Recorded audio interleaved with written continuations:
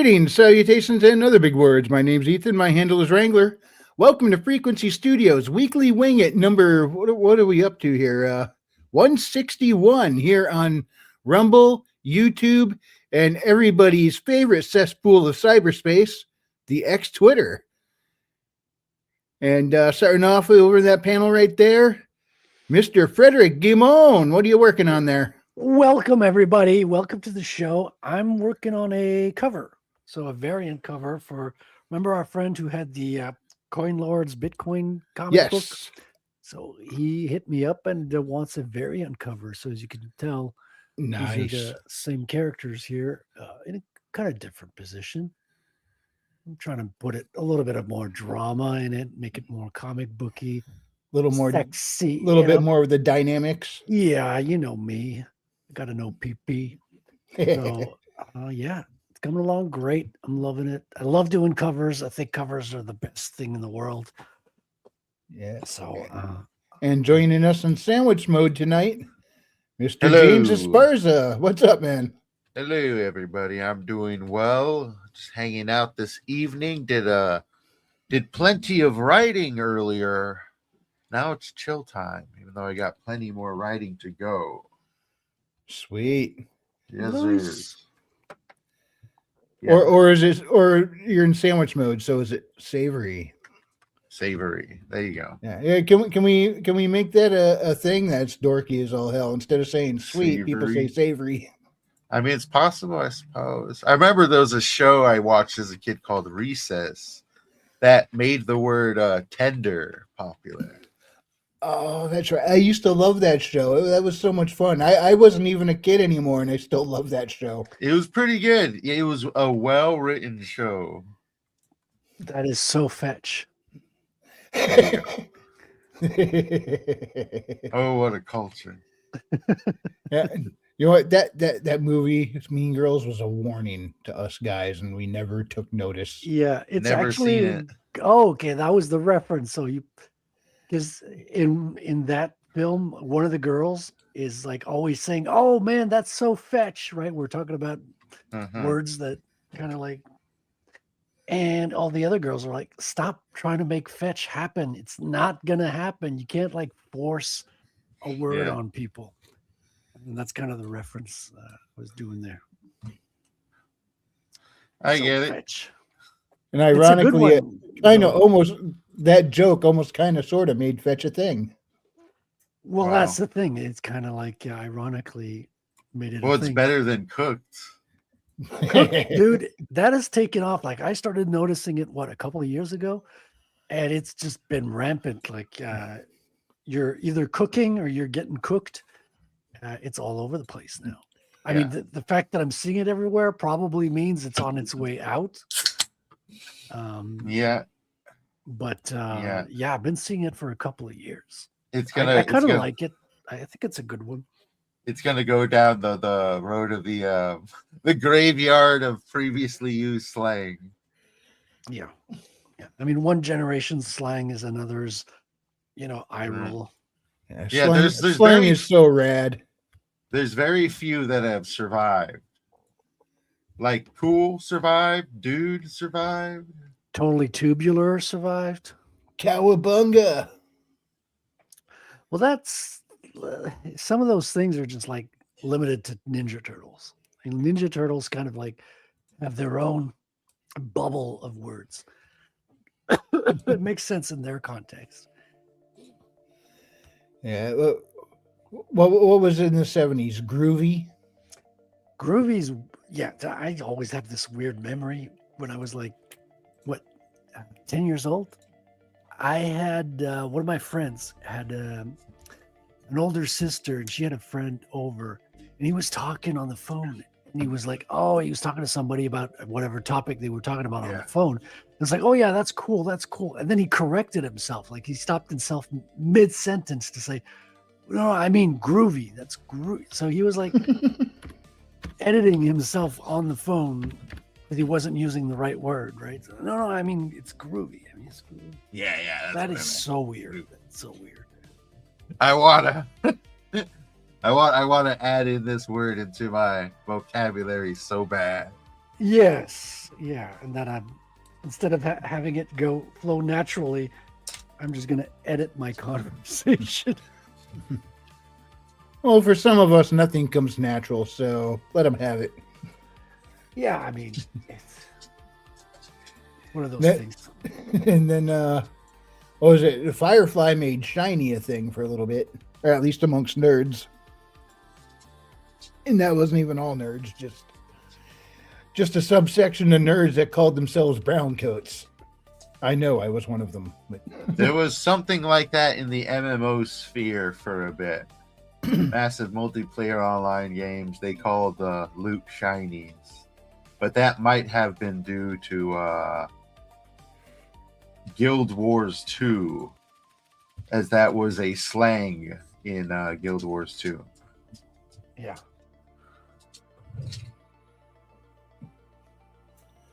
yeah. So anyway, what was it? Was it you, James, that pointed out the Castlevania trailer to me the other night? That was me.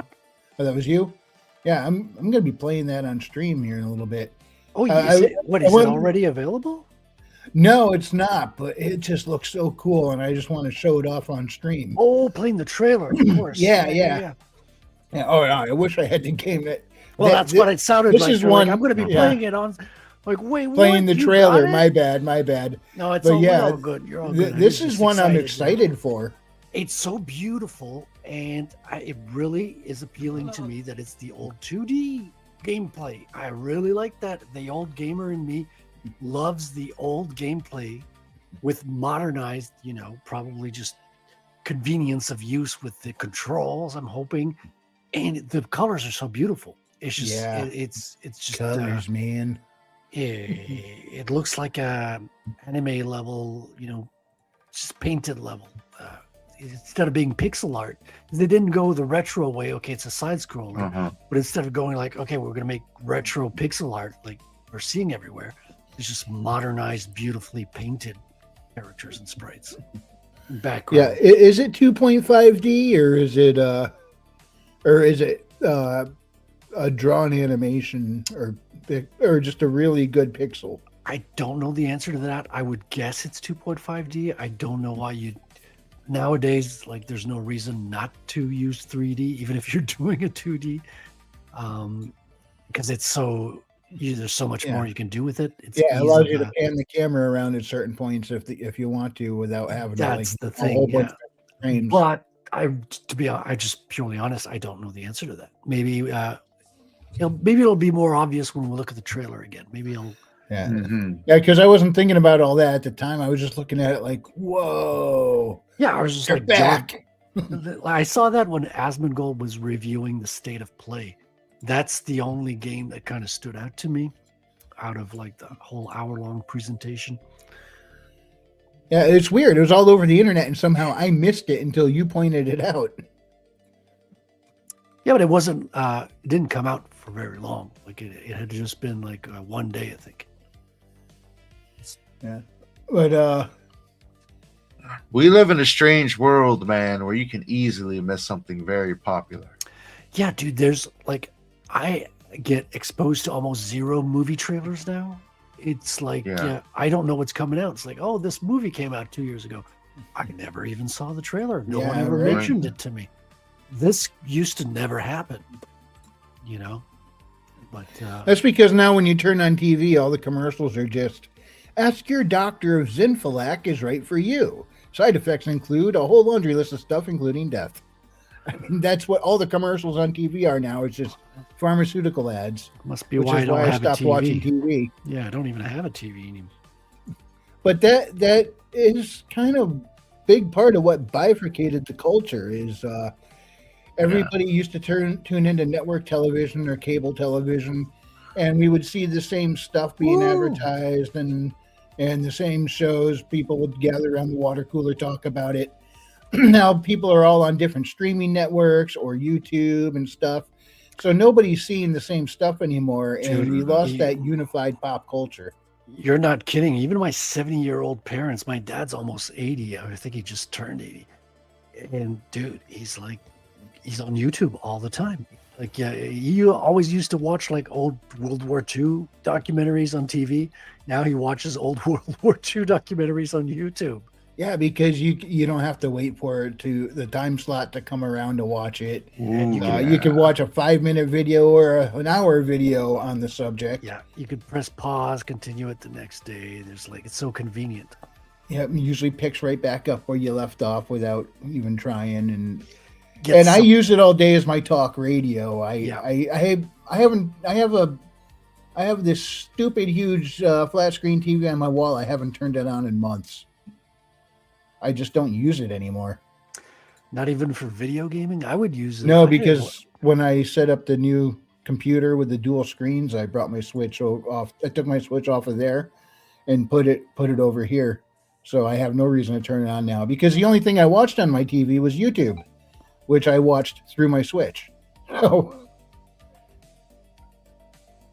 I got no reason to turn it on anymore. It's like a sideways monolith now.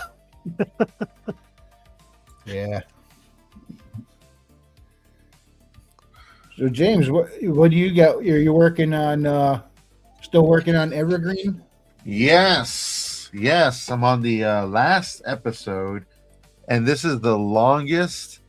And I'm just trying to get it done in time. We got like 6 days before it's got to go live, but I'm trying to get it done as early as possible for the supporters, aka you, for the early release. But yes, today I was working on it. I expanded on some portions that needed some filling out, and now I got like another 1,500 words to go because this is going to be an extended episode if we're going to get everything in there appropriately. But even then, I think I'm actually going to have to chisel off portions of the end and save it for next season, which I wasn't expecting to write a next season, but it's just panning out as one of those things. So Yeah, that series kind of took off on you and grew in ways you didn't expect, I'm guessing. Yeah, I mean, story-wise, definitely story-wise. It's been enjoyable to write, and I got a lot of other stuff I got to write as well along the way, just because in general, the format's just made to try to get those stories out there at a decent pace. So right now I am when I'm done with this, I'm thinking of taking a month off and just writing out a lot of the stories I have already pre-plotted or plotted out, and hopefully I can get 1 or 2 of those done within 30 days time. Sweet. Yes, sir. That's where I'm at right now in this crazy writer's journey of mine. And it is definitely one of your best works yet.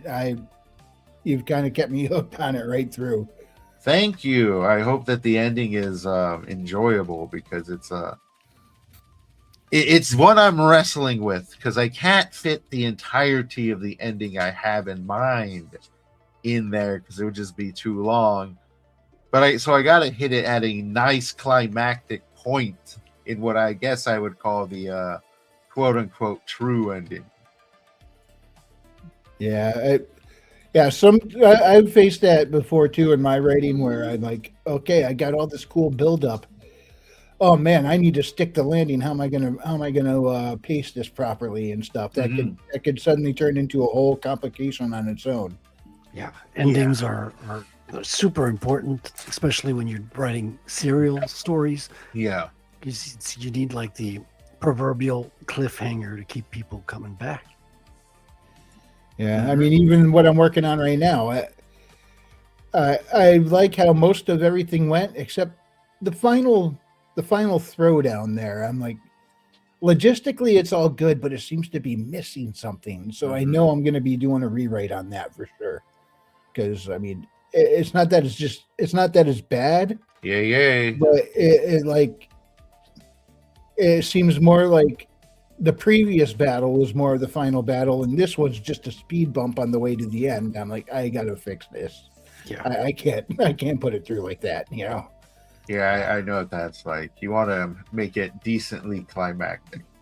Right, and it's not, and it needs to be there. I mean, if I removed it entirely, it the book on its own would be good, but this is one that lore wise it has to be there. Yeah. So I can't just sweep it aside, and there's something I gotta do to thematically, I think, to punch it up, not logistically. Mm-hmm. Yeah, I feel the same way with my second, Rattel issue script. It's like it's good, all the pieces are there, story moves forward, but there's missing this extra thing. It's like I don't want it to be good enough. I want it to be, Exactly. je ne sais quoi. Hail, Christy, good to see you tonight. How you doing? Nice to see you, Chrissy. Yeah, so shortly we're going to check out that Castlevania trailer. I tried to find somebody on the Discords to have on panel tonight that knows Yeah. their Castlevania lore, because I know I'm into Metroidvanias, but I'm into the Metroid side of it more than the Vania side, and my knowledge on the lore isn't all that great. I've dug through the power scaling of Dracula. He's way more powerful than he just looks on screen and stuff, according to lore, but I don't know the lore that well, especially with the long list of the timeline. I mean, for example, I played the ones back on NES. Hey, That's what I Raven. was gonna say. I played the first four, like the 3 on NES and the Super Castlevania, which I Yep. think is great. I think it's this incredible Super Nintendo adaptation because it takes the best from the Nintendo. Because let's not kid ourselves, the original 3 versions had issues. Like the first And one's the that first one. knockback. Ugh. The second one is bad. And yeah, the knockback and the not be able to like throw your whip in diagonals. And Yep. so they all have like issues, which Yeah. I think Believe it it's or not, hard. I It's hard love to. the second one. Well, that's cool, man. It's like you can love old games as well, but I think it'd be hard to introduce those to a modern gamer. Whereas, because Oh, it absolutely would. yeah. Hey guys, Because controls have gotten much more smooth. How you doing, Raven? Hey, Raven, what's up? sorry I'm late. I was working on the story. Oh, Yeah. no problem. Get it done. Story is kind of a priority, Yep. Well, I lost track of time. We so- all understand that. I've done that too. Are you, There's a time I almost missed my own show because I was working on my stuff, and That's what Lost track of I time. thought that's what was going to happen tonight. I was like, where is Wrangler? Raven, are you familiar with the lore of Castlevania? Is that something you are familiar with? I was trying to remember if I had played any of the games. I don't know if I played any of the games, but I know I saw like the anime cartoon. Well, that's good. I didn't see the cartoon. I saw bits of it, saw what it looked like, but I you must be the Belmont. didn't get into it.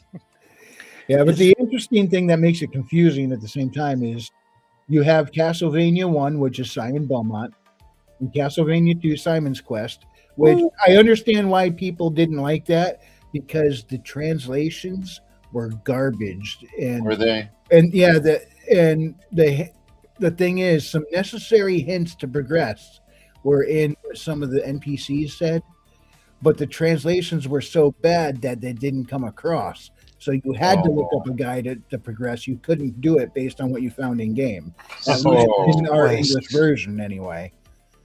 But I like the fact that you could go back and forth. You could get and the power ups you got were permanent, and Metroidvania ability gated progression. I love that stuff. But that's what kind of killed it, was all the mistranslations, which removed the hints that you actually need to do the game. So, That's Did pretty Simon bad. Quest start Yeah. outside a haunted house? but then you got Castlevania 3, which takes place 100 or 200 years before Castlevania 1. Yeah. With, I think was it Trevor Belmont, and then Super Castlevania, which is Castlevania 4, was a pretty much kind of a redo of Castlevania 1.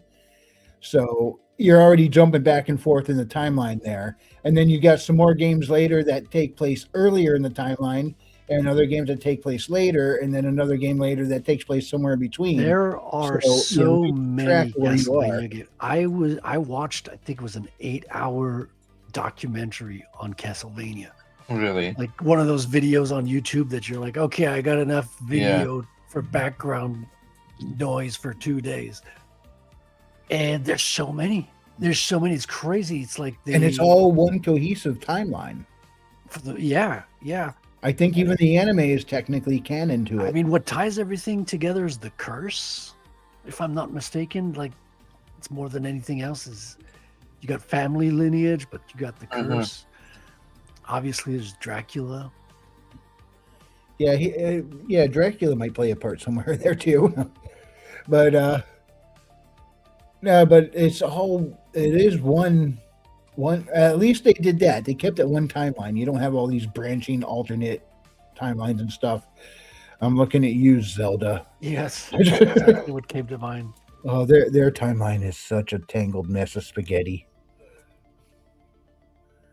I feel bad for Link.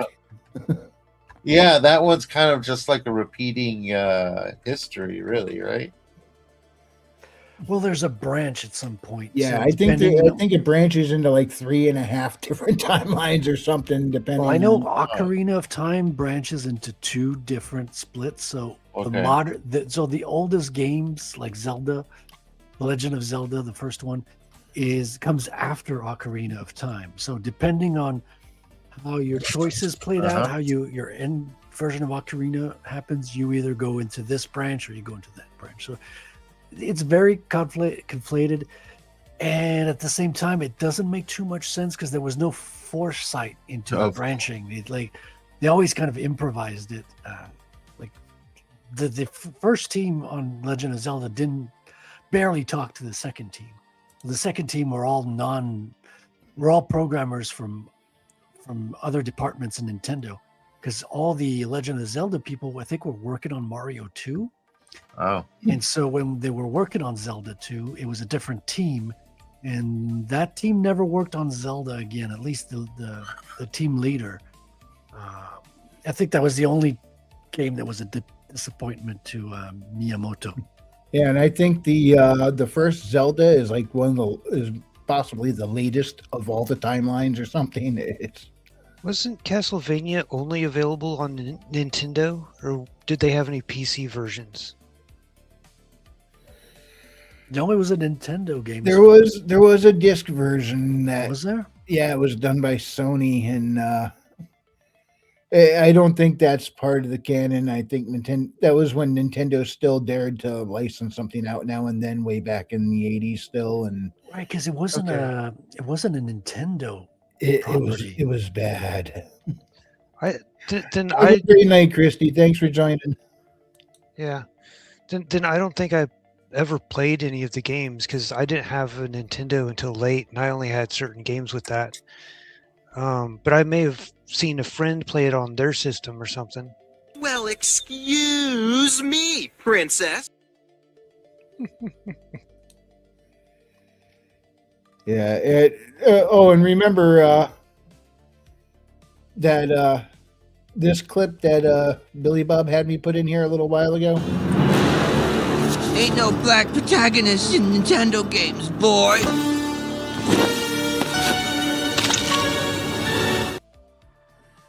That was the whole wider.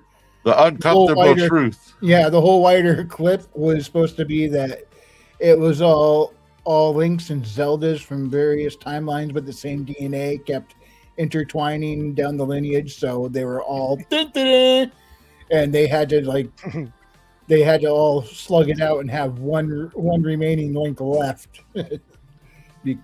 It was just a big gag on their timeline altogether, and it was good fun. What was that, Raven? There can be only one. Yeah, pretty much. And then there's also like, oh gosh, who was the one actor? He played himself like 50 times or something in the same movie as he went around the different multiverses and killed John himself. Malkovich. The one? Yeah, I was Jet thinking Li. Jet Li. Yeah, Jet Li. Oh, okay. Because there's Being John Malkovich, where they find this special floor in a building that's a floor. It's a half floor, and it's literally half the height of a floor, and it's got rooms and desks and everything like all the other floors. It's just you have to squat, and there's a special door at the end of the floor, and when you go through that door, you end up in the mind of John Malkovich. Huh. So Okay, I think I heard of this one. people get addicted to seeing life through his eyes because you're like going through the day as John Malkovich and seeing yourself in the mirror as John Malkovich and all that stuff. But you're not controlling him. You're just like along for the ride. And when you're done, you get propelled in a field in the middle of nowhere next to a highway.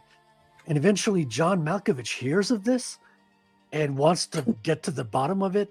And he finds the building, he finds the floor, and he goes into the door and goes into his own mind. And at that point, everyone in the world is John Malkovich. And everything And then Scott Bakula leaps into him in his time traveling shenanigans. but like looks around and goes, "Oh, boy." all the words that they say is Malkovich. Oh, no. Malkovich. Like Pikachu. it's completely like it's surreal. It's a completely surreal film, and it's I've fun. never watched that. I might have to check that out. It's yeah, you're in for a good time. It's a funny one. It's very absurd. What was the one with Arnold Schwarzenegger that took place on Mars? Total Recall. Yeah, Total Recall. There was another one that was kind of a play on the same thing where somebody, like, I think it took place on Earth and the guy wanted to go on a vacation or something. And his wife bought him a special package or something. And his whole entire life turned into a spy thing or something. And then he decided to jump off a roof because he didn't want to take it anymore. You talk about The Game? Maybe that was it. No, wait, no. Maybe. I think The Game is With Michael Douglas? yes. It's where he signs up for like this VR gaming experience. Yeah. But like, this is the 90s, so VR doesn't exist. That's just me using modern day terminologies. But Yeah, it's I think an it's a bunch of actors and circumstances that were set up to mess with them. Today we would call that an ARG. Yeah. So- But anyways, he like doesn't like it. So he just goes home and then just everything starts going wrong in an action sequency kind of way. And he starts getting framed for murder and shit. And the cops are like all after him. And Yeah, well, because he's a millionaire paying for a real experience. And so the experience is very real. Like he thinks people died. And so, in other words, it doesn't feel like a game. It feels like something went wrong. And so you're always asking yourself, is this part of the package that you paid for? Or are they is something really going wrong? yeah, well, someone paid it for him. So it's like, Are you sure? I remembered he bought it. did he buy? I'm pretty sure somebody bought it for him. Yeah, I think Yeah. it was a gift, but he had to agree to be part of it. The And ending, he thought I he remember. thought he skipped out, but he didn't because Oh, Yeah. everything was all arranged. The people that he thought were I dead mean, spoiler they were alert! actors. Spoiler alert! For the game, for a 25-year-old movie. I know it's still good though. It's a good movie. I mean, anger management with Adam Sandler kind of used some similar elements in that too. Yeah, that movie is weird. Yeah, it was. Who would have ever thought that Jack Nicholson and Adam Sandler would have worked so well together? Though, I thought I loved that movie. Maybe I've just got poor taste, but I thought that movie was great. Mm-hmm. With the usual Adam Sandler crudeness thrown in here and there. But...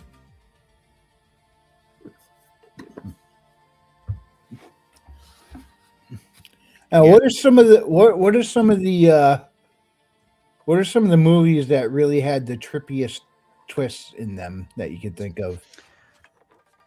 Trippiest movie I've ever seen personally was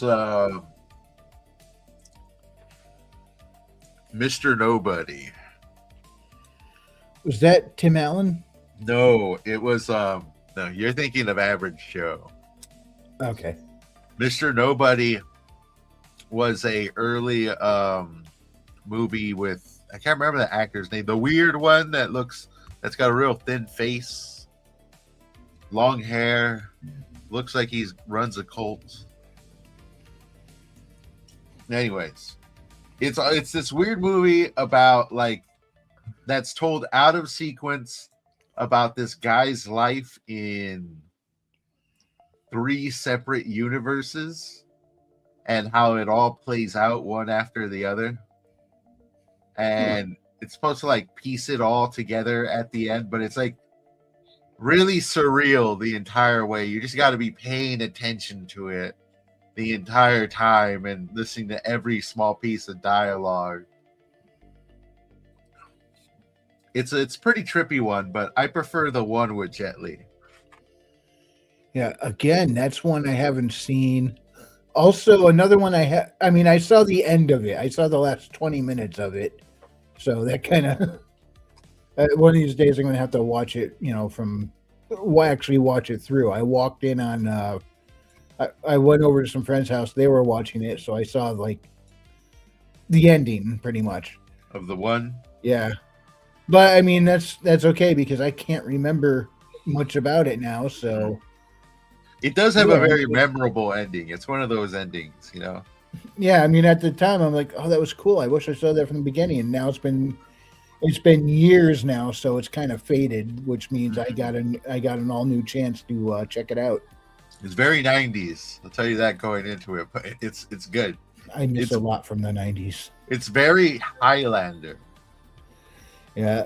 Another one is what was it? Everything Everywhere All at Once. That's another one I need to check out because when it came out, I heard a lot of good things about it, and I also haven't seen that one. Heard good things.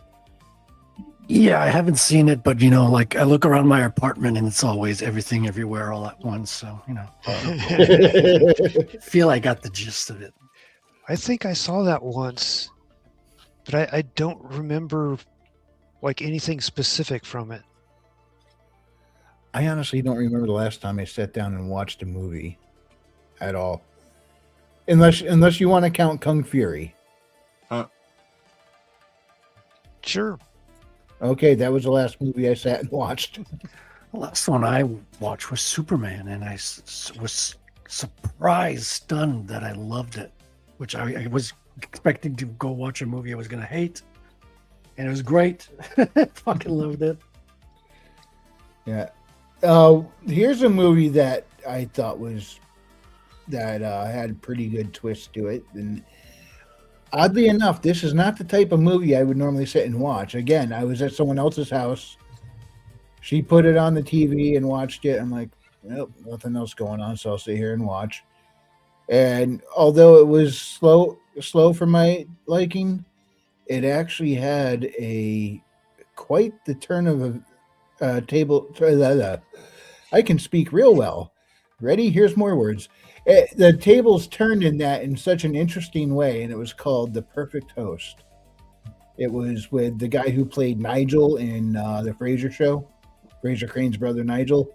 He was one of the main characters, and the other guy, I can't remember who it was, but he was a criminal, and he barged into what's his name's house there and took him hostage to hide out and and he started being this great host. But as time went on, he kind of, things were a little off. And then finally he realized, he thought he went and took him hostage, and he realized he's now the hostage. And it was weird in a good way. You gotta, if you ever want like one of those psychological thrillers, check that one out.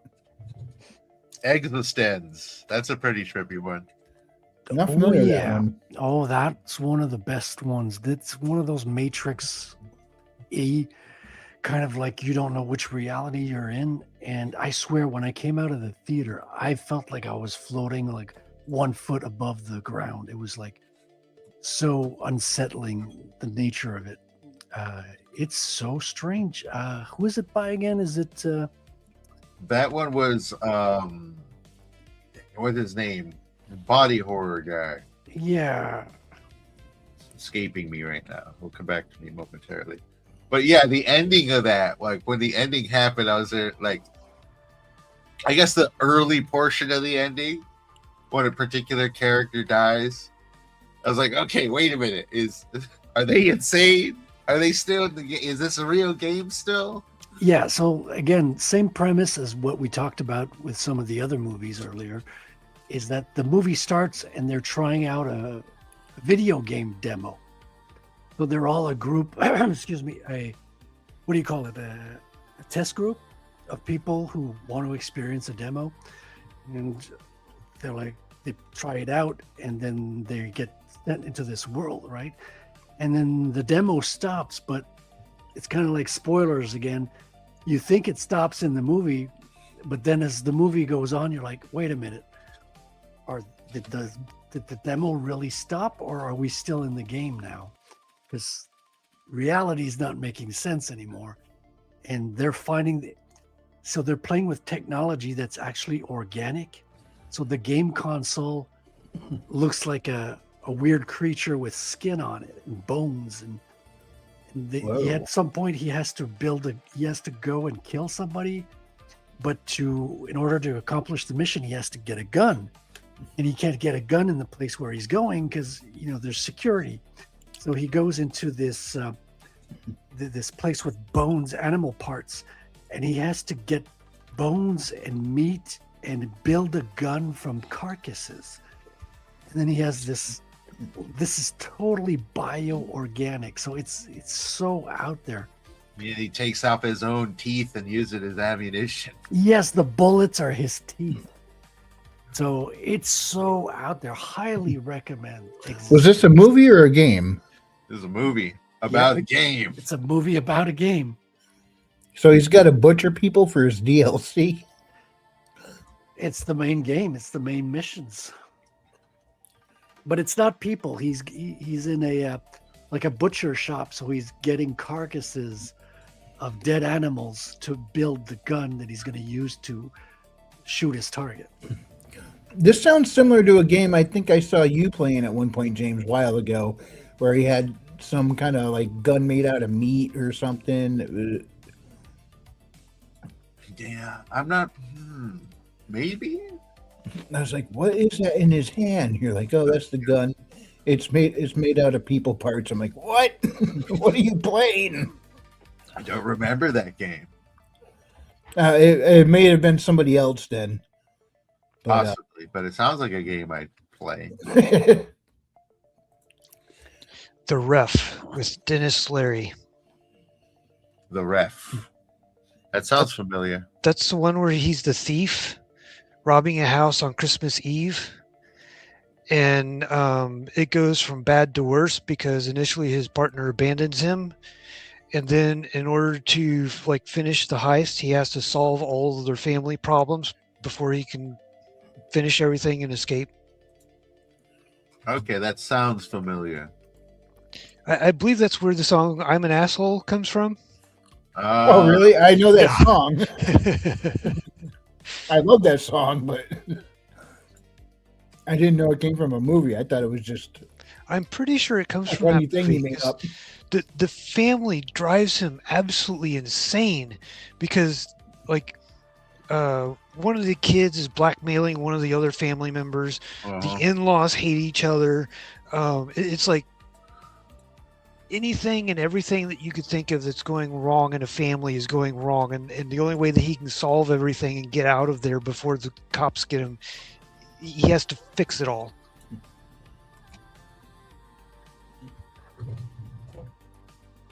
So it's by David Cronenberg, The Existence movie. Yeah, there you go. I have the trailer pulled up if you want to watch it. Alrighty. I think it's worth it. All right, let me kill that background music. Yeah, it's going to be more immersive. There we go. It's not playing. Oh, this is the Brave browser. Okay, here we go. Yeah, I got to refresh everything on YouTube now because of the ad block. Looking at the aspect ratio, this is from a while ago. It is beyond description. In the not-too-distant future, Allegra Geller has created the ultimate escape.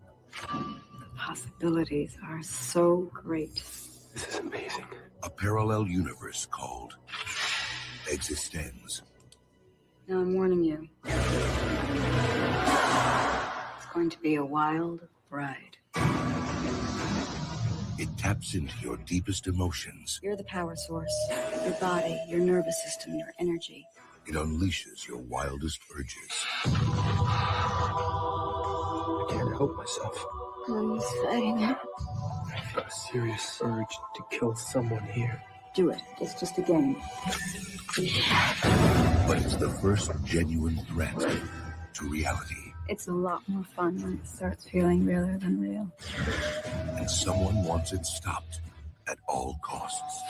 You're worth a lot of money. $5 million for your dead body. Step into my office. Allegra, we need help. The only way I can tell if everything's okay is to play Existenz with somebody friendly.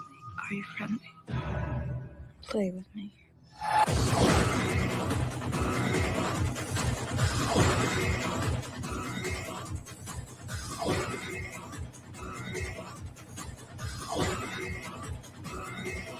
Something's wrong. Oh, God. What happened? Let's come back here with us. I think we're still inside the game.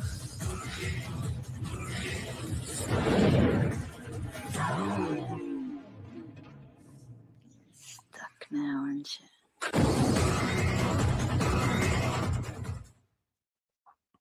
Interesting. Very 90s trailer. 99, So same what- year Matrix came out.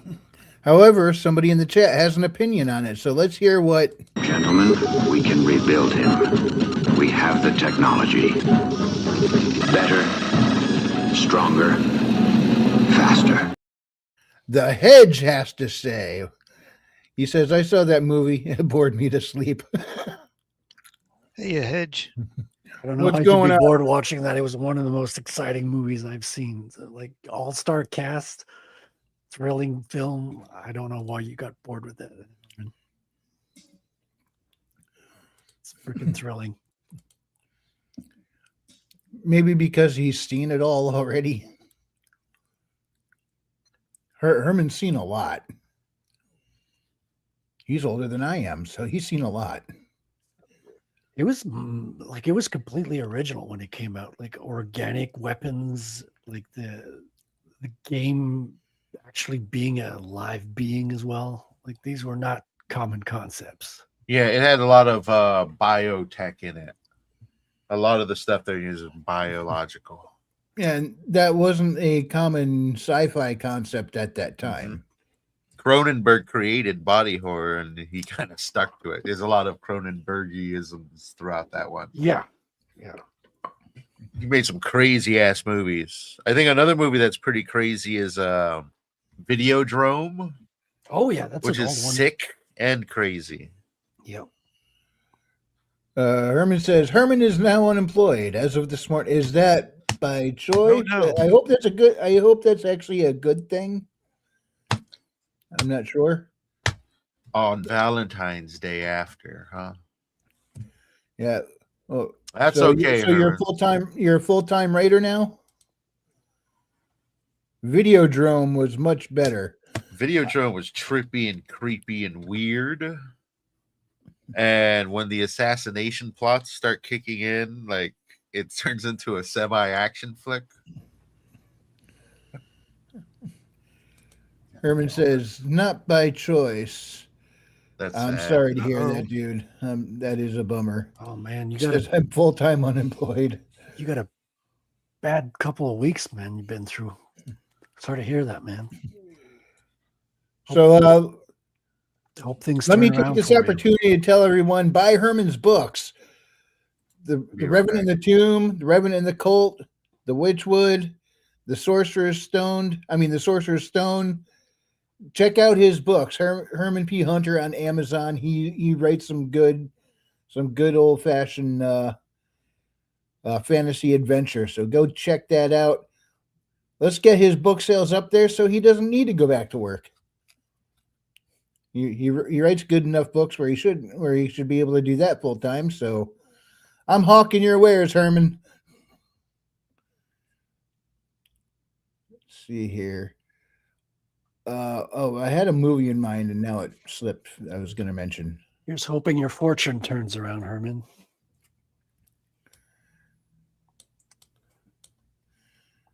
Anyway, let's see. Oh yeah. Boom. Boom. Oh yeah, the main event. Yes. The Castlevania trailer. Oh, let me turn on the volume so we can actually hear it too.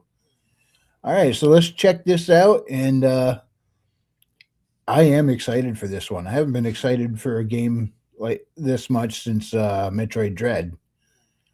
So it looks good. Hopefully when it comes out, it does not disappoint. Let's check it out. Here we go.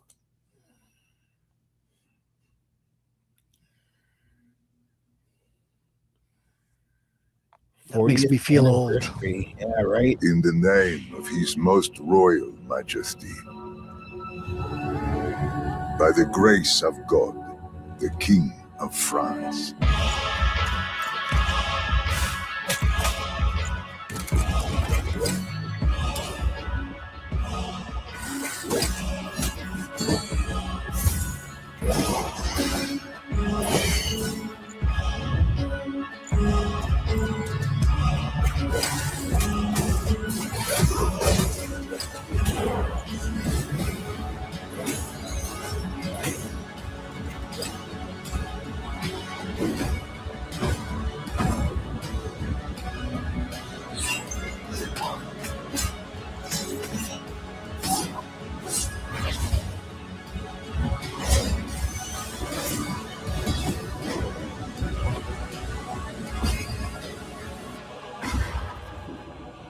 So now, we appeal to you, Trevor Belmont, last of House Belmont.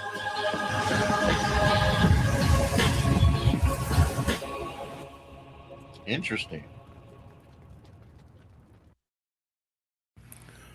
Yep, looks like it's coming out on pretty much everything. Switch, PlayStation, Steam, Xbox. Yeah, and Look it's at that. 2.5D as we can tell. Yeah, now this I don't think, the main character that you play, I don't think it's Trevor that you're playing. A lot of folks are speculating that it's actually his daughter. Ah, what are those? Well, it's the last of his lineage, doesn't he say? You're last of Trevor Belmont's line. Yeah, and obviously we know that Trevor wasn't the last since he's at the beginning of the timeline, and we got all sorts of Belmonts after him throughout the years. And the series, the timeline runs right up into modern day. Doesn't look like a girl, though. I mean, besides that braided hair. Yeah, but if you look at let me see if I could find it here. Yeah, that looks kind of ladylike. Yeah. Where here, this is definitely a dude, an older dude. Yeah, but he's talking to you. He's not who you're playing. I that's who's reading this note from the King of France. Now, we appeal to you, Can you Trevor Belmont. The gameplay again. What was that? Would you mind showing a little bit of the gameplay again? Maybe pausing. Oh, Not yeah. necessarily from the start. We don't need the whole intro. But just like going straight to some of the gameplay. Okay, in fact, there's a certain spot I'm looking for because I think the main character grunted. Because all the bad guys are 3D. You can easily tell it's 3D models. And there's full on parallax. So that's why I'm saying it's 2.5D confirmed. But it looks like really 2D gameplay, which is I love this this downward attack.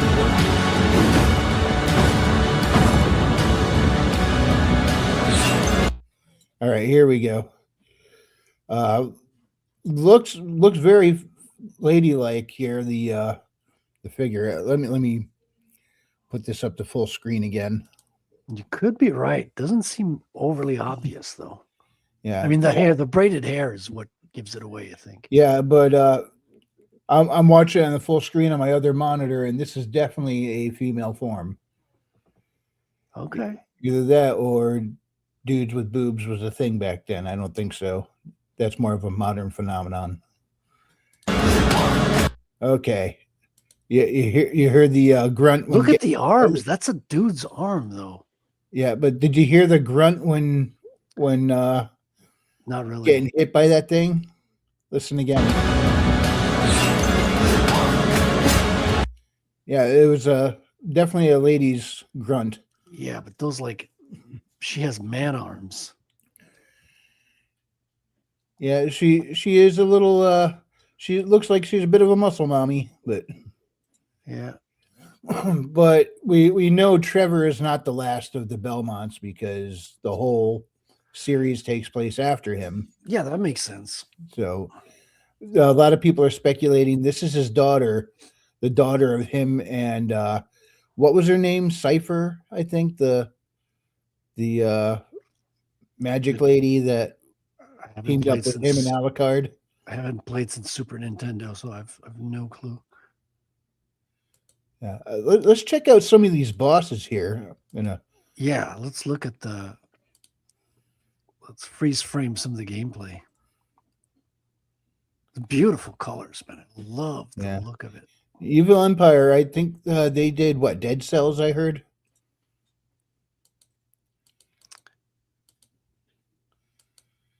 Okay, so we got Oh, that skeleton's got a bow. The other one has a sword. So it's more than just the. I remember the first one was just skeletons that walk toward you and you smack them, and pretty much you got you. The way you took damage was contact damage when you touched them.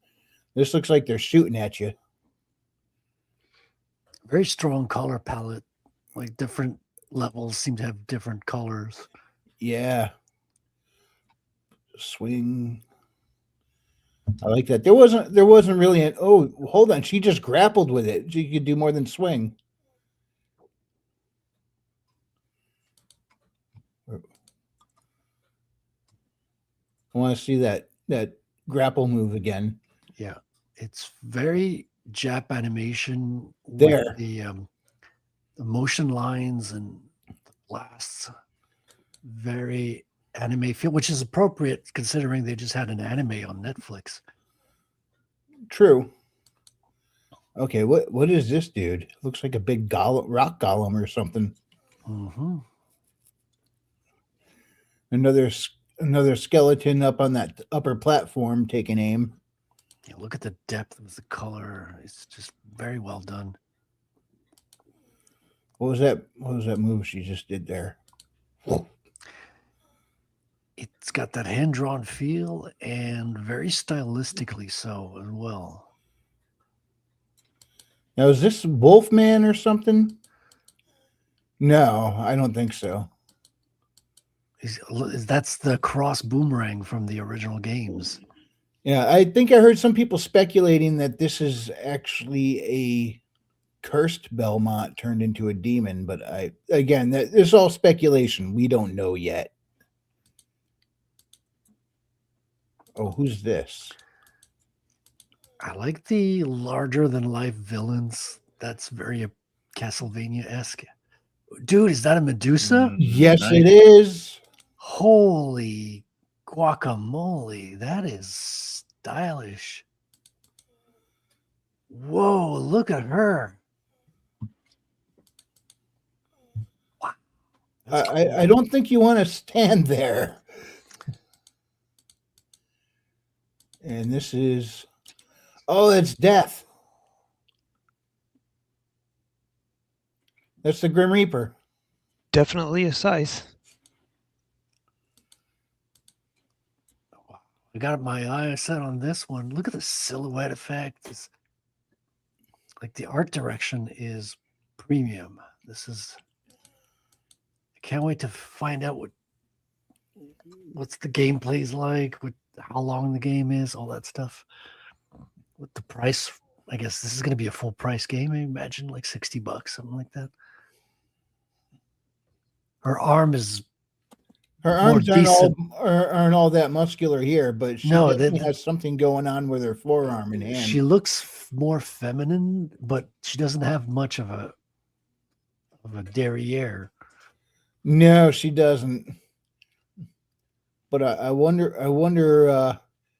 She's not going to have to chop off that arm and replace it with a chainsaw, is she? A little Band-Aid on it will be fine. Yeah, just rub some aloe on there. You're good. You're good. Belmont's curse. Yeah. So I wonder if the deal with her arm is directly related to whatever the curse is. So when's the exact date? Is it like in a month or something? Let me see if it's on Steam. It's got to be, right? It is on Steam. Yeah. In fact, good call. Let's go over to Steam and see if they got anything over there, any extra footage or anything. Belmont's curse. Let's see. Gotta add it to the wish list. Yeah, there's just one trailer, and I think it's the same. Yeah, there's no specific date, and it's the same trailer. Okay. However, we got frames along the bottom, and yeah, I need a wish list this as well. Yeah, I wish listed. Boink. It's done. Oh, there's Look at that. yeah, there's some animation. If you scroll down, like there's some whip animation. All right. Yeah, they got a couple of videos. Oh, look at Medusa here. Hold on, let me watch what you're sharing. Oh yeah, that's another view of her. Oh, she's just like going around the pillar. You blow that up the full Kill screen. her. Kill her. Finish her. And that's just she's swinging there. Just a swinging. Swinging Medusa. That's unsettling.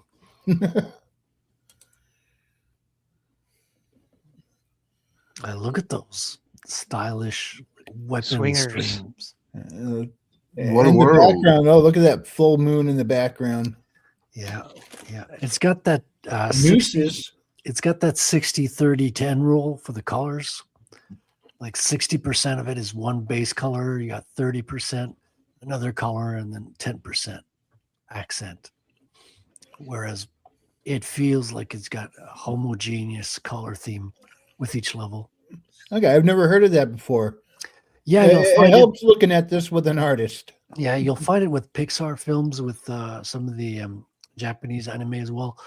Whenever you feel like there's dominant colors, the 60%, then you have like the character color will have like it'll be 30% of the screen, and then the skin or the face or some accent is going to be the 10% that kind of like stands out. It feels like the whole thing goes together in one homogeneous color. Like the majority of what we're seeing here is yellow, and then you got some purple, blue, and then a little bit of red. Yeah, and you were mentioning the how the different biomes pop. Yeah.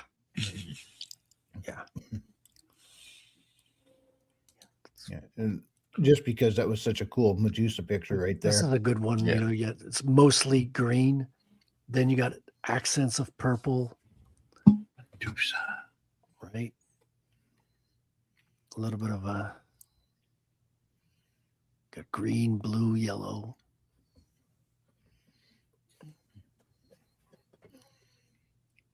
This is just so nice to look at. Got some red in the background too, like through the windows. Yeah. The silhouettes are strong. I like the silhouette effect. It's so very Dracula. Like a lot of horror films, Dracula films, they'll give you that silhouette feeling, and to have that in a game like that, side scroller, it's not too confusing because it's a side scroller and you're always backlit. Yeah. I really like what I'm seeing so far.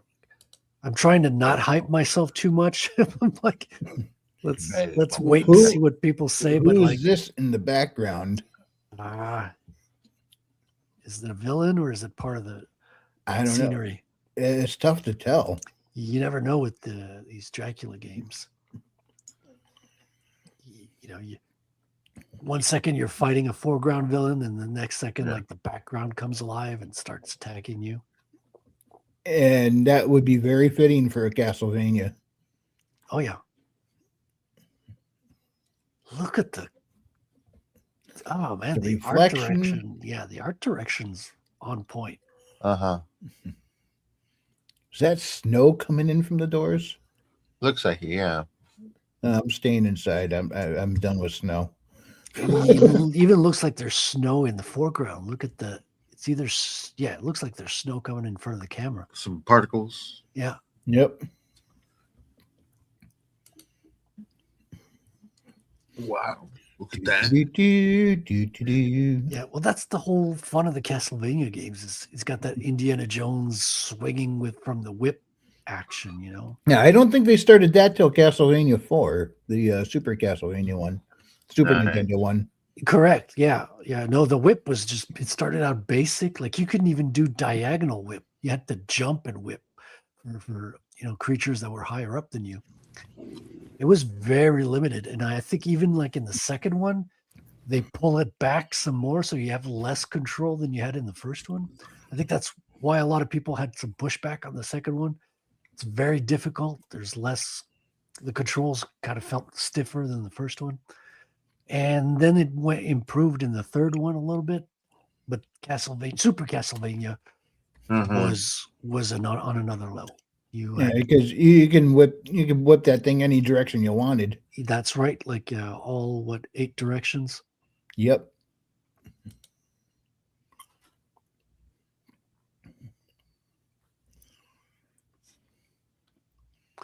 And the castles would also flip. Like the castle would turn around you. Like that's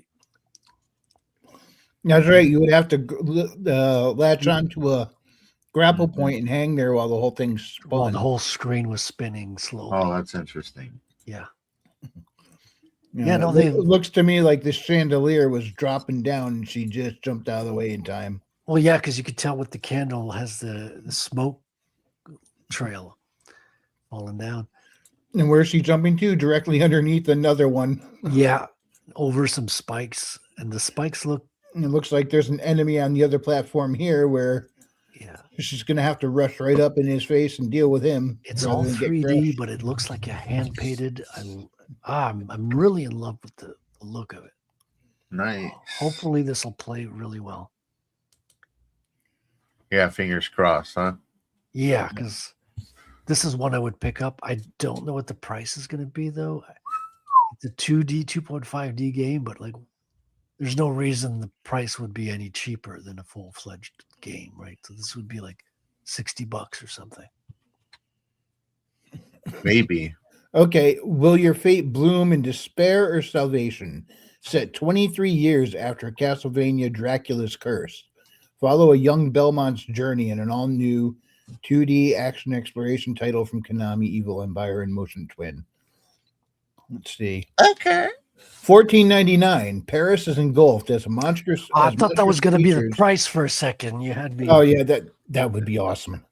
I would pay $14.99 for this all day, no problem. I would be suspicious. I'd be, what? Does the game last 5 minutes? What do you mean $14.99? No way. Paris is engulfed as monstrous creatures suddenly emerge from the shadows.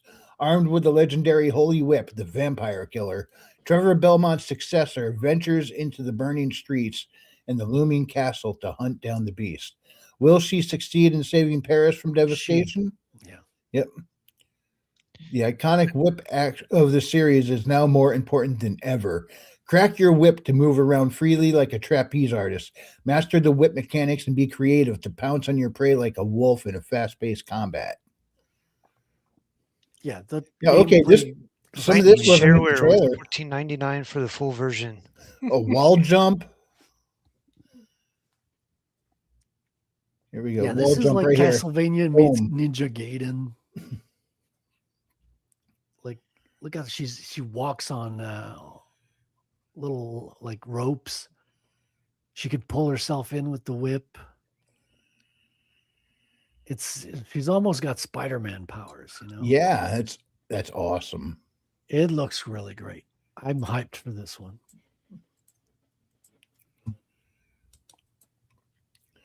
Okay, the whip is not the only tool at your disposal. You will need to strategically plan your next move in combat and make full use of all the weapons and abilities to stand a chance. Okay, so she's got something else there. A sword. I mean, one of the traditional weapons was holy water. You could throw like Yeah, that was my grenades. favorite, but it was kind of overpowered at the same time. So you could cheese so many enemies with that holy water. Yeah. Okay, environment hazards that will make you grit your teeth. Biomes are packed with secrets, traps, and puzzles. It's not just about muscle; it's about brains too. Brains. Up. There's the Yeah, you got to there's the slide. falling chandeliers. You can't just run away from the chandeliers. Oh, you gotta, yeah. you got to slide and jump at the Oh. right time. I love it. This is gonna be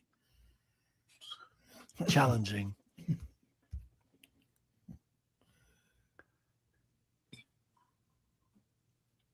Hopefully, the soundtrack is amazing.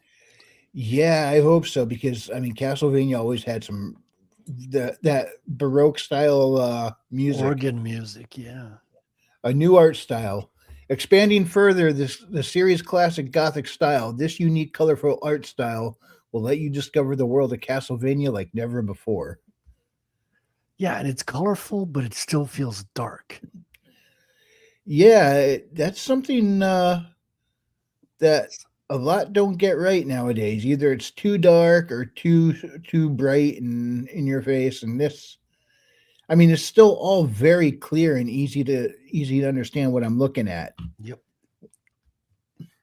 Now, are you seeing that is pretty much consistent throughout everything, that the color ratio you were mentioning? Yeah, I mean, except when you've got the what do you call it, the silhouette, which is like just black and yellow, high contrast, black and white. So it's just great choice of colors. Like you could tell there's a strong lead in the creative director. Yeah. And I like that it's a run. It's not that slow march that the Belmonts before have always done. You know, Yeah. Simon Richter. Yeah. I mean, don't get me wrong. That movement look is iconic. So much so that they emulated it quite well when they made them in 3D for Super Smash Bros. But I'm glad to see her like having some speed to her movement. Yeah, Because you want to be able to run, jump, dash, all that stuff. and I mean, this is definitely looking like a full-blown Metroidvania. that's what I was going to say. Like, this is not a straight on, like, left to right level, right? You got to do a little bit of searching, do a little bit of Metroidvania, as you say, discover the levels. You have to go get this in one place to be able to access the other. That's kind of what it means by Metroidvania, right? Some areas are restricted until you reach certain capabilities. Yep. Ability gated access. Yeah. Beloved elements of Castlevania make their return. True to the roots of the series, you will encounter colorful characters and powerful foes. Stumble upon many secret chambers, dig up numerous hidden items, and whip your way through challenging areas. Oh, look, you got did you see that? You had The turkey chicken, dinner the in the food. wall? Yeah, the turkey food. I'm glad it's there, but I still can't make narrative sense out of that. No, it looks Who put goofy. it there?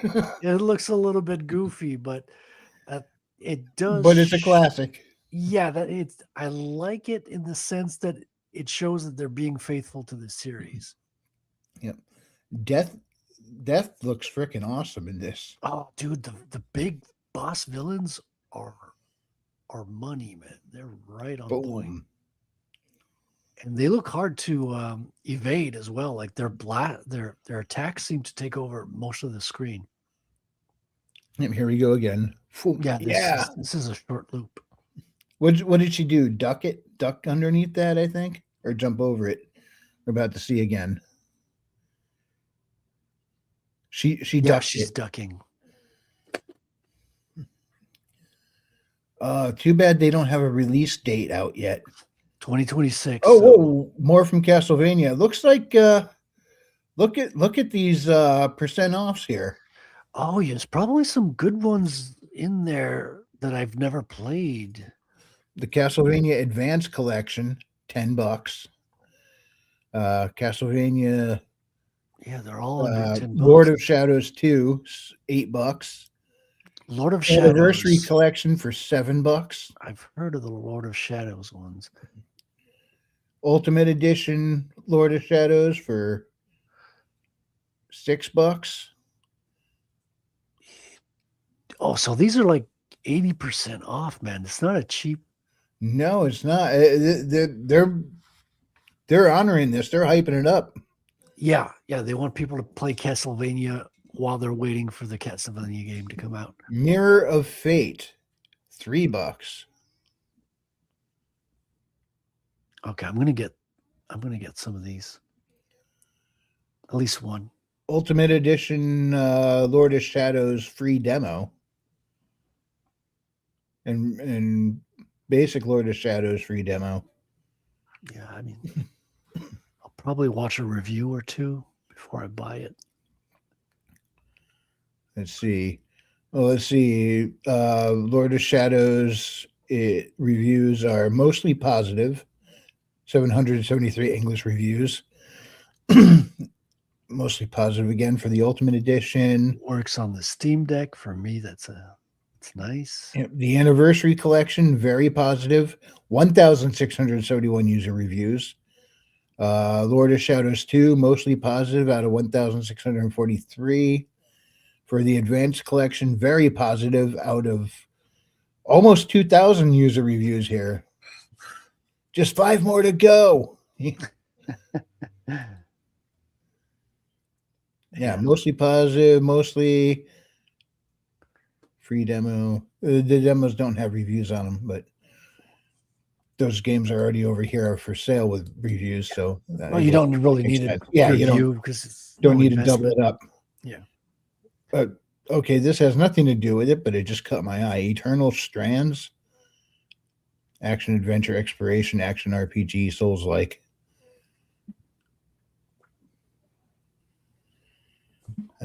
Well, before I get distracted looking at a whole bunch of other stuff. Yeah. Yeah, but this looks awesome. I'm just bummed we don't have a release date right now. Yeah. I mean, who knows? Maybe they don't know either. They're not sure if they're going to push it back or not. It was surprising how many games were coming out in March when they were looking at the state of play. A lot of them were coming out really soon, but we don't know about this one. Yeah, let's see. There we go. Yeah, I'm looking forward to that. And as soon as we have a release date for on its schedule, I'm definitely going to be talking about it on here, letting everybody know. But I'm looking forward to this. Like I said before, I haven't been this hyped up for a game since Metroid Dread. Yeah. And I'm just about as hyped up for this one as I was for Dread. So I hope I don't get overhyped for it and bum myself out when I get it. But I don't think that's going to be an issue. It looks like fun. I mean, it's a reputable game company. Konami hasn't made too many duds as far as I'm aware. And well, we were kind of stuck on the NES with Konami when they were really good. I don't know how they have been lately. Well, good point. But like, still, they're not known for making duds. Like, I haven't heard anything bad. I'm hyped. I'm hyped, cautious, but hyped. But I don't know. I don't know if I want a day one pay. Yeah, you want to wait for you want to wait some reviews. Yeah, we don't know the price yet either. Yeah, reviews. Maybe I'll grab it on sale and not day one. We'll see. Yeah, probably I'll almost certainly be playing it on stream here.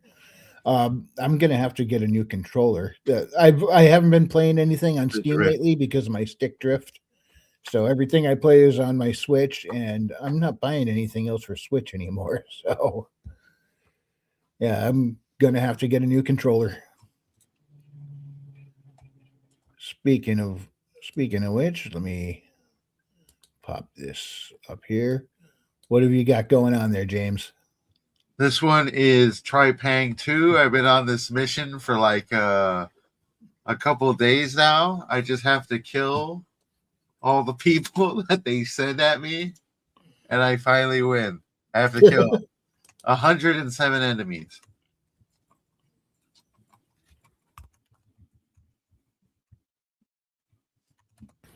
Well, let me throw that background music on again. That was a bad start. But you die extremely quickly, but you got a lot of skills and stuff to try to take them all out. It really makes me want to listen to the old 8-bit Castlevania songs. That music, man, it's classic. If I had time, I would have recorded a Vampire Killer and been playing that in the background. But I kind of get out of work and I come home. I don't have time to do that between work and the stream. Mm-hmm. Had I thought of it yesterday, I have had all day yesterday to do that. But Understandable, of course.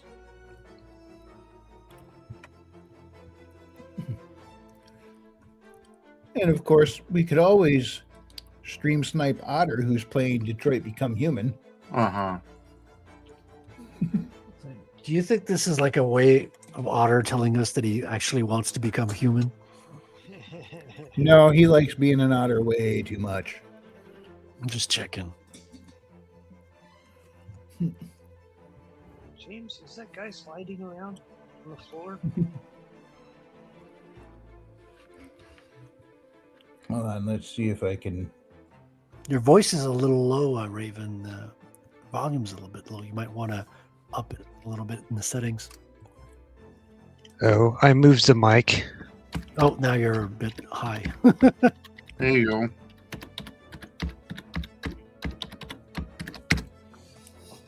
There we go. I moved the mic, and that's why it was quiet. I forgot to move it back. All good. I just let Otter know we're stream sniping him Uh-huh. as he's over there playing androids. Yeah, that game looks like it's got a lot of DEI. Not from what I saw. I mean, maybe it does. I haven't seen him play everything. It seems to be mostly like a choose-your-own-adventure novel in game form. Stirk the Daring. Yeah, that's what I hear. Like the strong suit of this game, strong point, is a lot of impact on the decisions that you make. Yeah. Which is always nice. Yeah, I think when he finishes a section, it shows like all the timeline and the one he went with based on the choices he makes. Some of them is like you don't have very many choices, and others that can branch off in a whole bunch of different possible ways. I haven't connected with the characters though. I haven't watched a whole lot either, but from what I did see, I don't really connect with the characters in this world. Is James's guy sitting on the floor, sliding along with his feet out in front of him? It looks like it. Yep. No, that's a kick, right? He's kicking. Yeah. This one was actually an indie title, heavily inspired by the Fear franchise, which was a short-lived, action-packed horror series, supernatural horror series, which had the best combat and the worst story at the same time. That's genuinely like the best way I can explain that game, because there's so much actual good in that old school shooter, yet the story was pretty out there. This one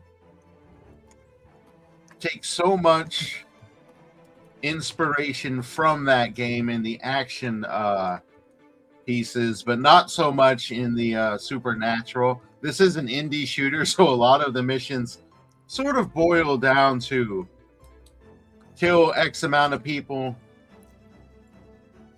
in a arena like setting, and I decided to replay the missions on a harder difficulty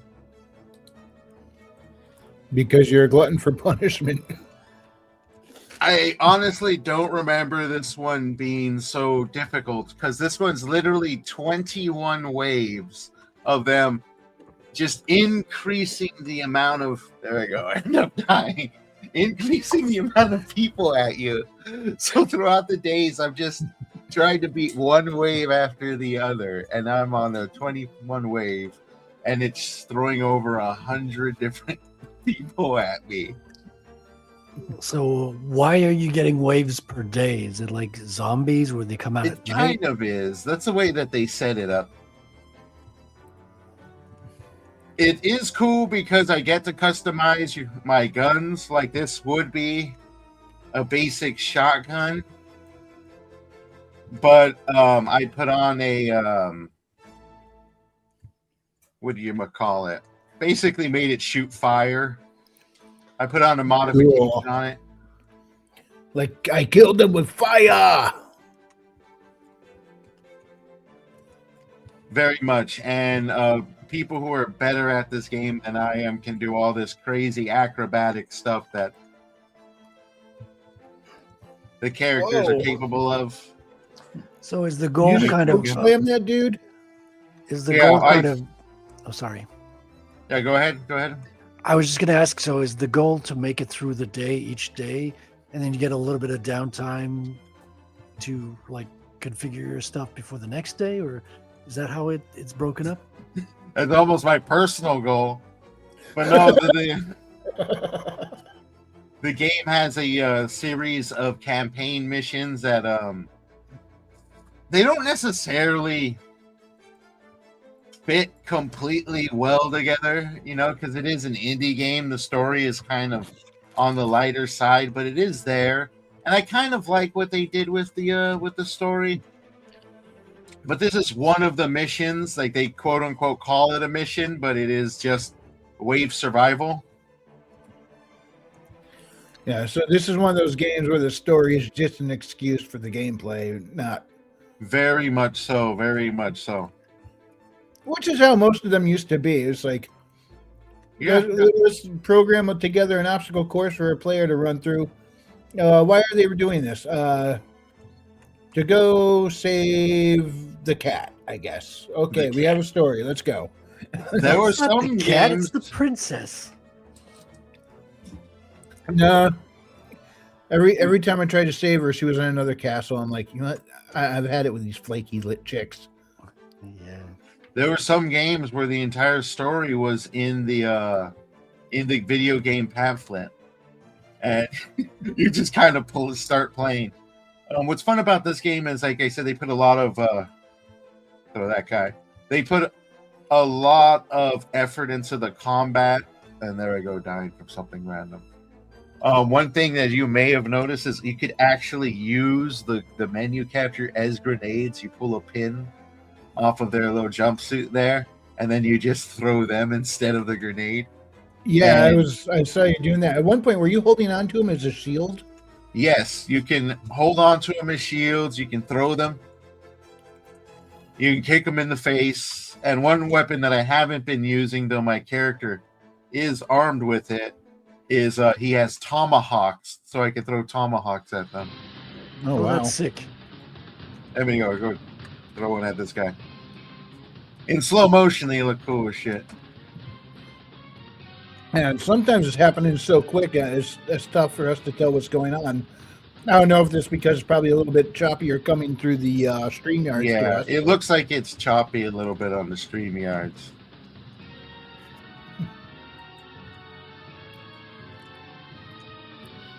Yeah, it just chokes.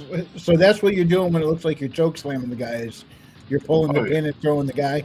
Yeah.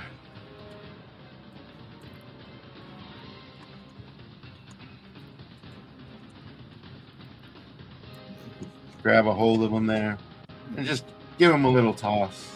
And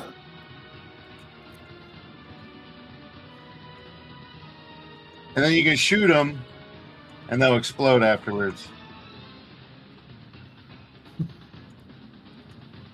But I do have to actually invest in my own internet because this is like a family internet. I'm using it for work. Oh, man. Sometimes it's just a gamble. Yeah, same here. When there's a couple of other TVs in the house and they're streaming whatever, like their streaming services are playing on them all. Yeah. All of a sudden, what's normally not a problem on here suddenly starts chugging. Can only handle so much at once. Exactly. And I get it. Right now I'm not really doing much work. I go dying again. But during work time, because I do streaming for work, because I work in the background on a number of different live streams. It could get bad sometimes. You just gotta cringe through it. But yeah, this has been sort of the game I've been playing on the side throughout the days lately when I'm not reading comic books or constantly writing.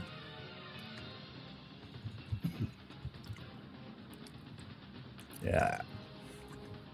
I now get to start my redrafting process.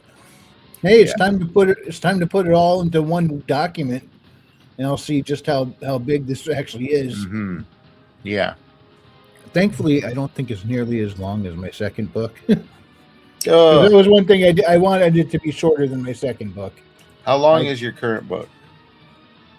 I don't know. I got to assemble it all into one document, and I'll find out.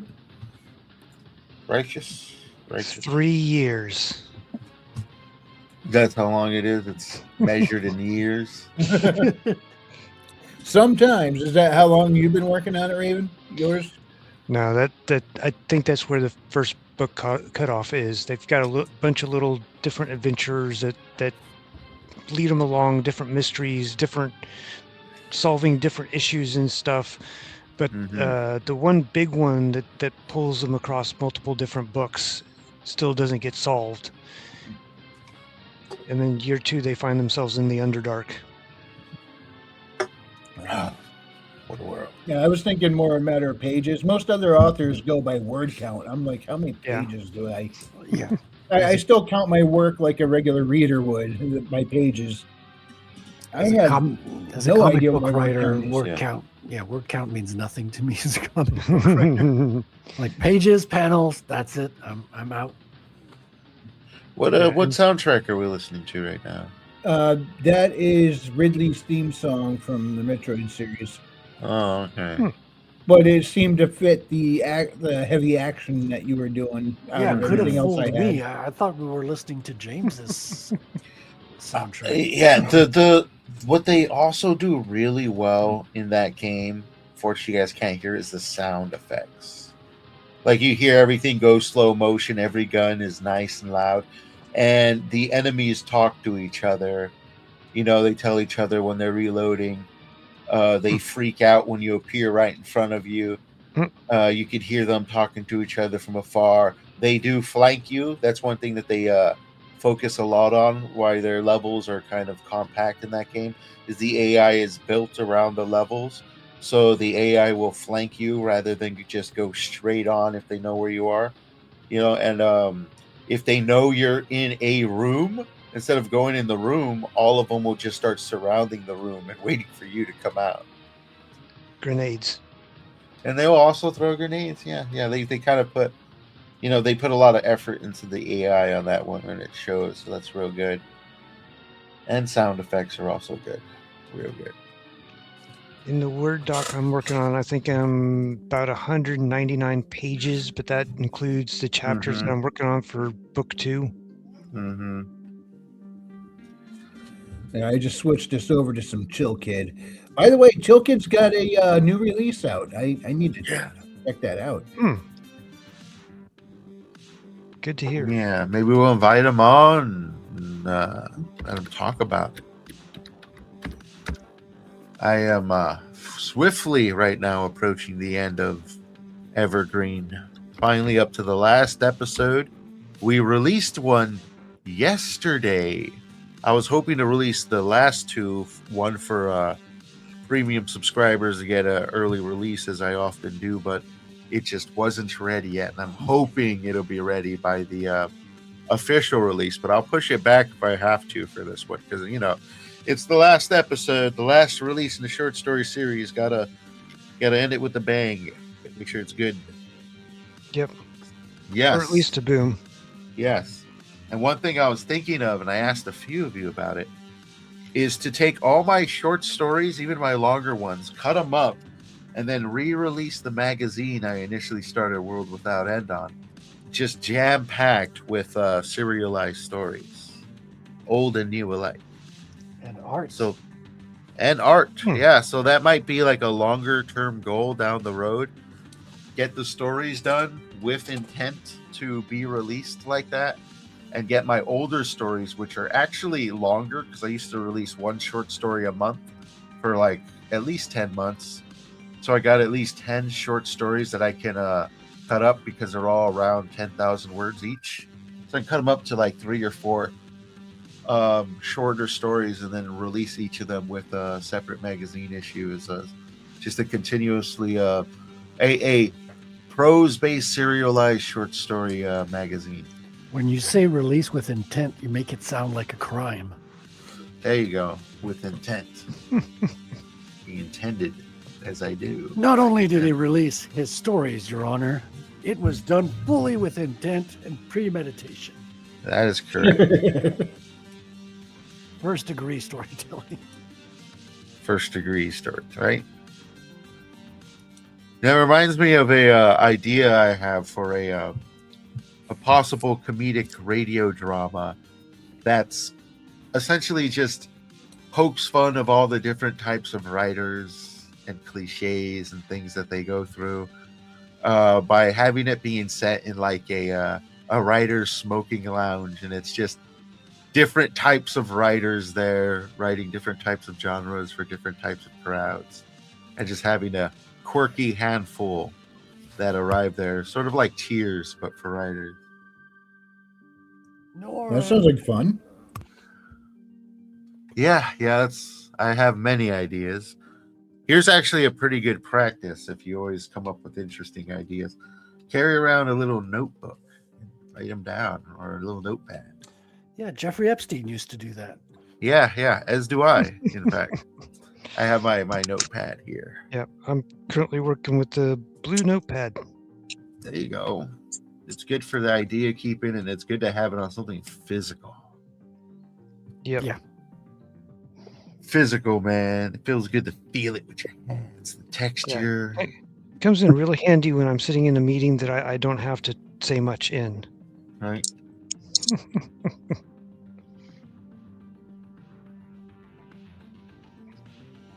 Oh man, I need to rework this last chapter that I was working on before it came on tonight. Mm-hmm. I finished the combat scene, and I was like, this seems too easy. And then I went back and I looked at what the various different AIs had presented as different ideas that I was kind of working on, but scrapped most of it. And I was like, wait a second. Heal. It healed itself? What kind of healing does this thing have? And then I went up and looked at the rules book, and I'm like, oh, what's this spell? What's it do? Oh, it removes all diseases, blindness, and all injuries. I'm like, oh, so basically this puts it right back to max hit points again. This is fun. I'm going to have to rework this entire combat scene. Throw acid on it. Heal from that. Yeah, well, it has a high magic resistance, and like the two spellcasters drop a fireball on it the first round, and one of them doesn't do any damage, and then the other one only does like half damage. Mm-hmm.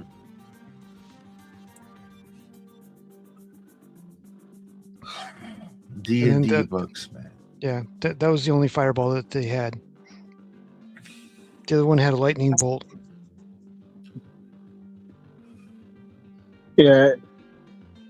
It's funny when you go into lit RPG territory, though, because it's like we look at, for example, the TSR novels, probably very similar to what you're working on, Raven, where there's stories in this kind of setting. Then you look at a lit RPG where they actually talk to each other. The characters in universe talk to each other in terms of, I need more experience points to reach this level so I can take on this enemy. It's like, yeah, no. Yeah, I'm not a big fan of that either, but some people love that stuff. I mean, I think it'd be fine for like something more comical or whatever. But I guess lit RPGs is blown up pretty big where they're writing serious books where they just talk to each other in that kind of lingo. There are a few. There's those that take place in massive multiplayer online games. James Craig wrote one of those with his infinite money glitch. Yeah. Yeah, but that was actually set. Excuse me. And that was a little different though, because part of the story was they were in a game. I think in lit RPGs, that's just their reality. Where the interesting thing about Craig's book, I got a big kick out of this. It was an MMO taking place inside an MMO game, but it was from the perspective of a sentient NPC.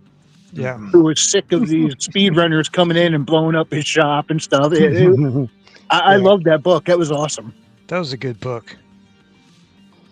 Yeah, no, I am giving some indications of like level increase. Like they hit certain points and they end up with more magic missiles whenever they cast a spell. Or like instead of just having one fireball, now they've also got a lightning bolt or something else. Yeah, well, you could tell they're becoming more practiced and becoming more efficient with their craft. I mean, I have something similar in mind. I call my books lit Metroidvanias. Not that they use gamer terms, but like they learned a new ability and now they can access areas they couldn't before or take on bigger challenges that before would have stomped them. But they're not talking to each other like, I'm running out of hit points. They never say anything like that. No. But yeah, I've been staying away from that. Like I do have instances where like at the very beginning the thief falls, but he didn't see how it happened, so he's not sure whether she's faking it or whether she actually dropped, and he doesn't know because the priest ends up coming along and dealing with her after the fight, and so he doesn't know the details of it. Another situation is they get ambushed by ogres, and do they have layers like onions? Do the ogres have layers like onions? No, I don't think so. But they end up. So we played 0 hit points. You're not dead. You just fall unconscious. It's minus 10 hit points to actually die. And so at one point, the ogre ambush, the cleric ends up falling, and we finish off the ogres, and then the thief has this frustration of, do I use it now or do I use it later? And she figures out it's probably an emergency and uses the healing potion on the cleric. Yeah. Now, did you game and keep track of what happened in the game, or did you just create the story from scratch? It's based on the events of the campaign and stuff.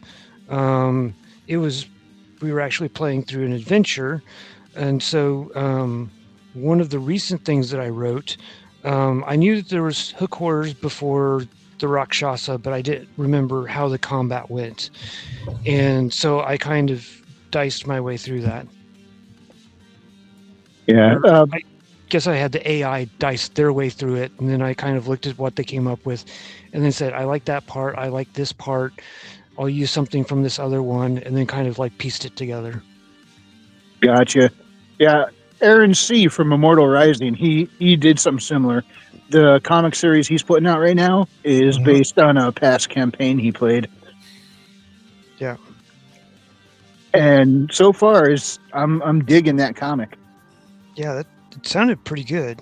I don't remember if I funded that or not. And then Aaron Garcia's artwork really does sell it. Oh yeah, it looked good. But yeah, my issue with that was that the beginning of it was hook horrors, and it was like, just slaughter, whatever. The Rakshasa, just the entire focus is on, once you read through the Rakshasa part, it's like, oh crap, okay, well that's a whole lot different than all the hack and slash before. Yeah. And you got to have a really good campaign to be able to pull that off, because it's not just characters leveling up and taking on more baddies. You got to have actual development happening for the characters. I consider the plot to be one thing and the story to be another. Like, the plot is a sequence of events. The story is the character development as they go through it. And the characters have to drive it. That's how I see the storytelling anyway. And it's just one way of looking at it, and it might not apply to all forms of storytelling. But. Oh yeah. But it's a big, massive campaign adventure through the Underdark without drow.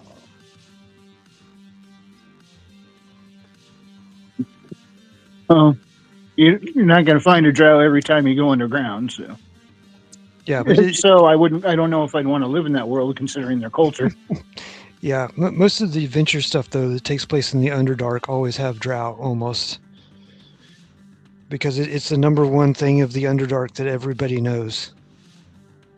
Well, they're kind of the apex society underground. Yep. So it's easy to see why. But yeah, I was talking with one of the AIs about the later books, and they're like, oh, wow, this is actually dark horror. I was like, really? Well, okay, I guess some of these things are kind of like Cthulhu. Okay, maybe it is dark horror. Well, it's not very bright anyway. I mean, you're underground, it's going to be dark. Oh, well, it is referring to... the tone. Yeah, the tone. Because there's other things that happen above ground that end up being fairly dark, depending upon how you look at it as well. This is true. Because, yeah, our DM misread the distance on the overall campaign map, and he was like, oh, this was supposed to take a lot longer, and you actually completed it, like, the time frame in game, I think it was only like a month or something that we went from point A to point B on the map. And so he's like, I need to come up with a whole different adventure. Okay, you're going off to this other place and you're fighting a lich in a tower.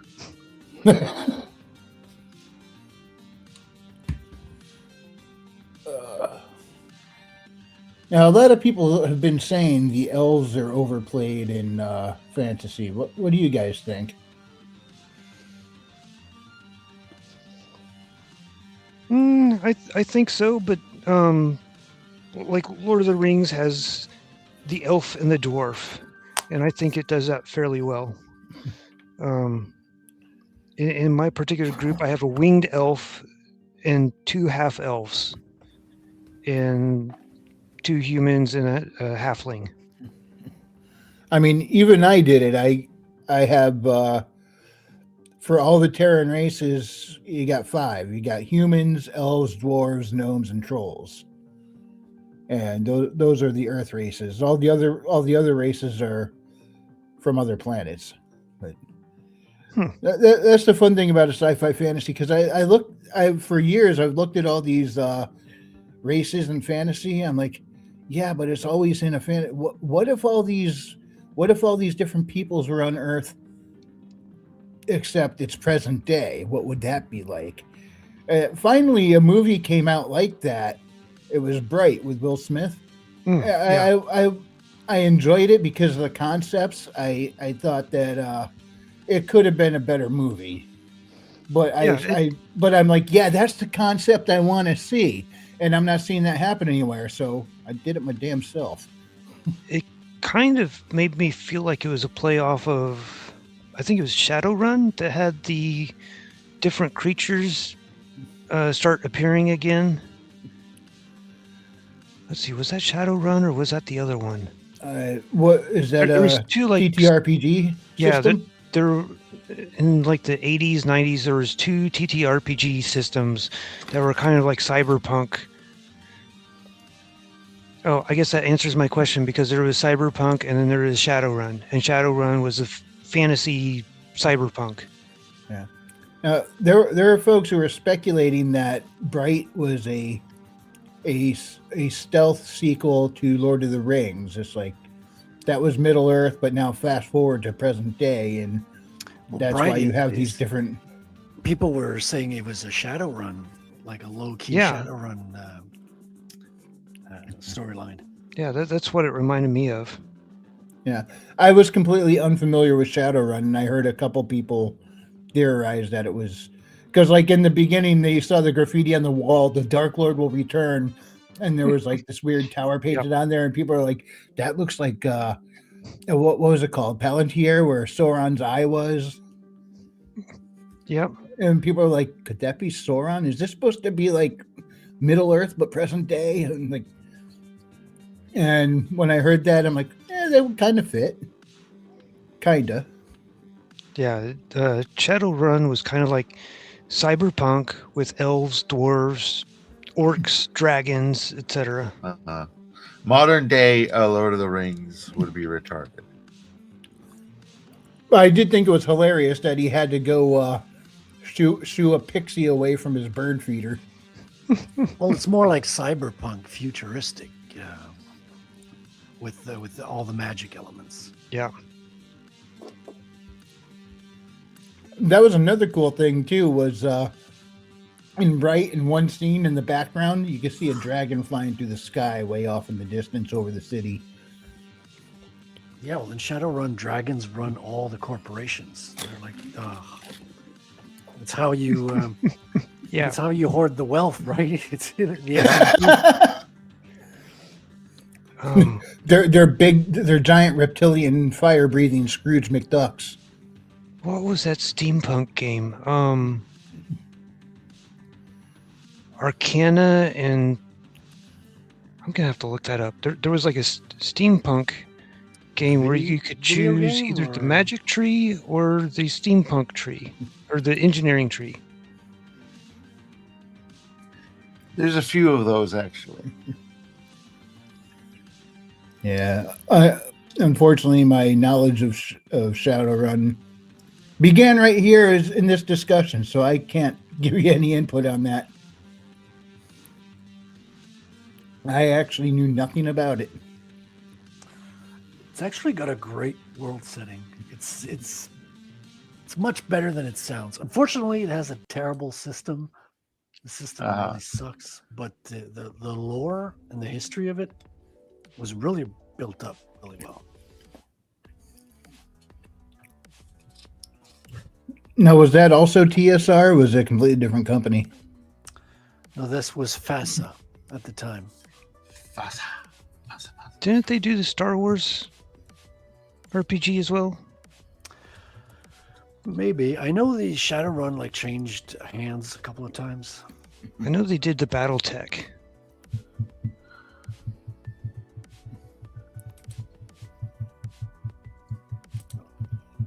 Let's see. I had to pull up GOG. Let's see if I can figure out which game it was. Oh, by the way, I just put the link in the chat to Chill Kid's new single he released. I haven't even heard it yet. I'm gonna listen to it after the show, but all right. It's Chill Kid, so should be good. Yeah. And the background music I was playing up till just now was Chill. Actually, this is also Chill Kid, what I'm playing right now. The Weekly Wing It theme song is Chill Kid. But I was playing from Try Hard. I think it. I can't remember the name of the song now that I was just playing a minute ago. But Dang it, I'm just drawing a blank. I have Try Hard, which is the name of the album on the sound clip, but not the name of the song itself. And I'm just sorry, I'm drawing a blank.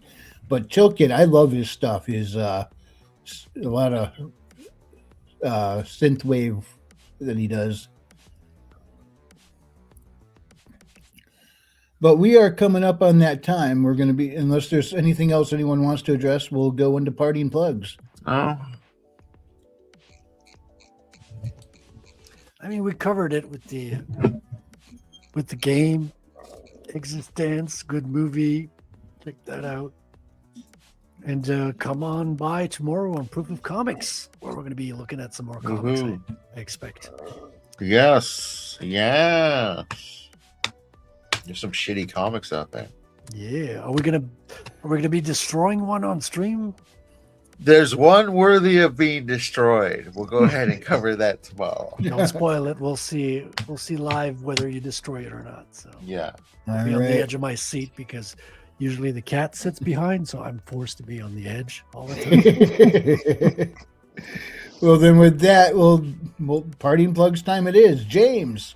Yes, tomorrow you can check out RH Snow and the Black Knights podcast. I host it for them around 6 o'clock Texas time.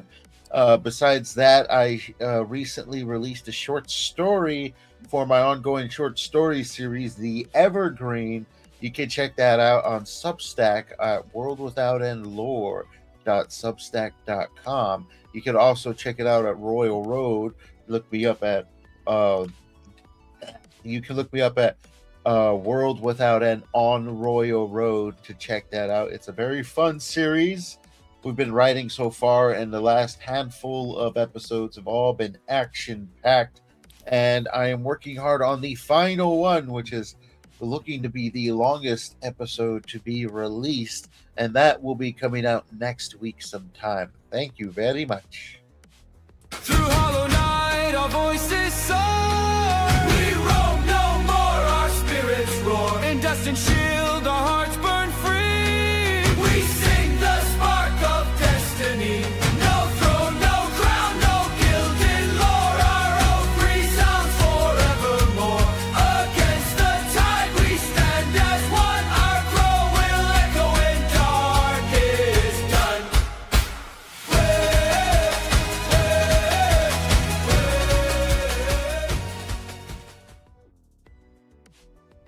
Woo! Very fun series to check out, folks, if you like reading with your eyes. You know, I'm also going to be bummed when it's done because I really like playing that trailer. It's just I'll make sure to work on another trailer. I don't know what it is about that trailer. I love that well-paced. trailer. Yeah, it's really good. Right. Raven. Oh, yeah, I found the game is Arcanum of Steamworks and Magic Obscura. But if you've not read Record of the Paladins by B.P. McCoppin, check them out. They're good books. All right. Yep. You can find those on Amazon. B.P. McCoppin, Record of the Paladins. How many books are out so far, Raven? I don't know that. Uh-huh. I think there's at least 3 last time I looked. At least. Those are definitely on my TBR because I've heard a lot of good things about them, and I just haven't gotten to them yet because I'm a horrible reader. But yeah, I but think it looks like it's something that'd be right up my alley. I think Bob wrote a review of the first one. All right, and what is that? 4ffoundation.com, I think, where he has those. Yeah, I think so. Yeah, I'm pretty sure that his link is in the description to his website. So I think it's there. If so, go check out King Bob's website where he reviews a bunch of books. Oh yeah, he's got a lot of books he's reviewed. He's a speed reader. Yeah, he's an awesome developmental editor too. If something comes across really clunky, he'll flat out tell me, and I'll go fix it. Yeah, he doesn't pull his punches. One time he just highlighted an entire scene and goes, "So boring, you could do better." Frederick. Yes. Working on Comic Skater, the website. If you want to check out some independent comic books that are crowdfunding in the coming weeks and months. I'm also starting to work on the fulfillment of RattelComic.com.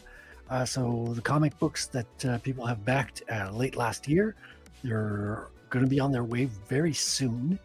And I might even have a second chance campaign right before we go to the printer to help pay for the final costs and also give a last chance for people who haven't gotten in last year. Awesome. And tomorrow, check out Proof of Comics at 8 p.m. Eastern Time on my channel with much of the same people you see here. Yep, that's where we're going to see if James will destroy a comic or not. I hope he does. I hope. I mean, we're almost certain he's going to be destroying one verbally, but will he go all the way? Will he destroy it physically? How bad is this thing? Tune in tomorrow to find out. Feelings may be hurt.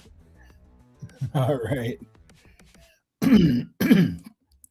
All right. You can find my stuff over on Amazon, Haley Star Bad Kitty and Bad Kitty Haley's World.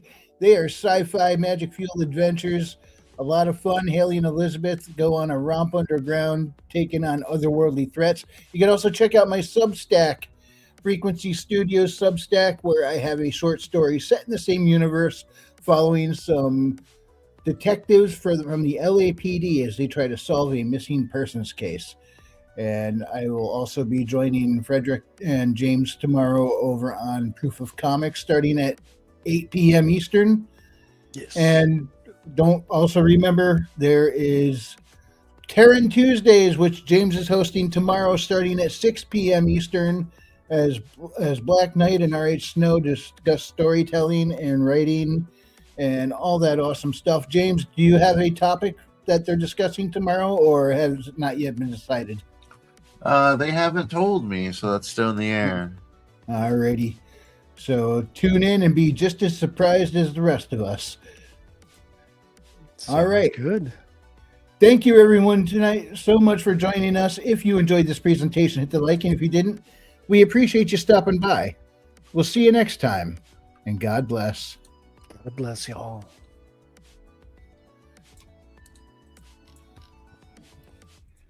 Arrivederci. Bye-bye, world. Sayonara. Adios. Au revoir. Word. Goodbye in all the languages. And Jewish space. That's the ultimate goodbye right there.